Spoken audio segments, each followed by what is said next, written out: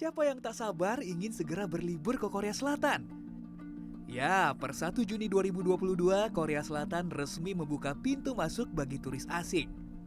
Sebelumnya, pemerintah Korea Selatan menangguhkan pemberian visa jangka pendek khususnya bagi turis asing sejak April 2020 akibat pandemi COVID-19.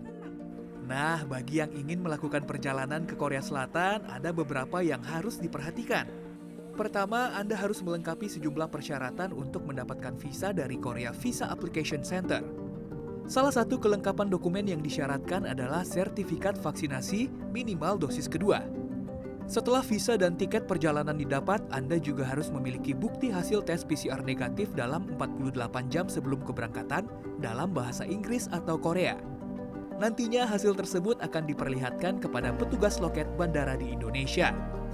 Sementara itu di pesawat, pembatasan jumlah penumpang sudah tidak berlaku, tetapi penggunaan masker masih wajib. Saat ini saya baru saja tiba di Bandara Incheon, Seoul, Korea Selatan, di mana setelah menempuh perjalanan kurang lebih 7 jam dari Bandara Soekarno-Hatta.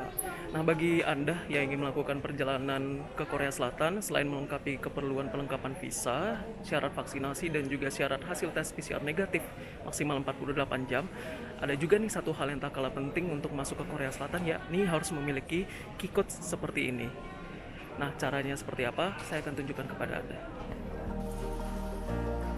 Quarantine COVID-19 Defense atau Q-Code disyaratkan bagi semua penumpang di terminal kedatangan internasional. Cara memperoleh Q-Code bisa melalui cov99.kdca.go.kr.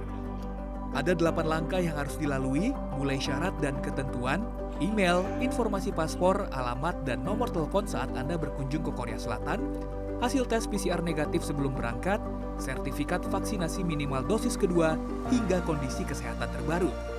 Selanjutnya, Anda akan menerima QR Code dalam lampiran Q-Code yang sudah didaftarkan. QR Code akan dipindai sesaat setelah sampai di Bandara Incheon.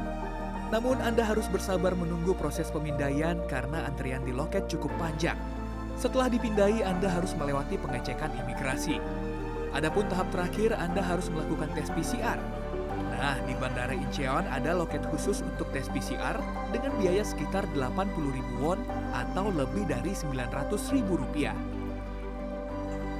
Setelah mendapat hasil tes PCR negatif, Anda diperkenankan jalan-jalan dan menikmati keindahan Korea Selatan. Kus Indra, Seoul, Korea Selatan.